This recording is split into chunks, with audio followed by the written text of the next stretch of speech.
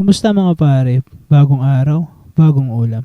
Para sa araw na to, dalawa ang ulam natin. Fried chicken sa ginatang kalabasa, men. Shoutout nga pala kay Jeremy Billones, boy.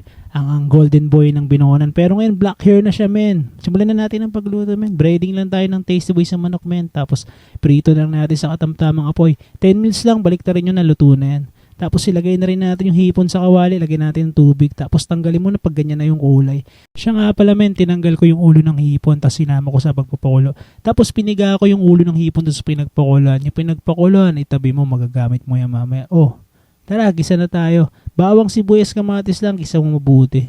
Lagyan mo ng alamang, yung alamang, baripesta. Gisa mo rin mabuti, sama mo na sa gisa.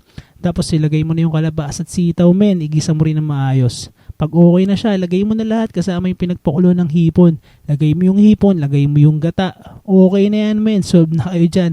Haluin mo lang na mabuti men. Huwag nyo nga palang kalimutan na lagyan ng patis men, di ko lang nasama sa video men.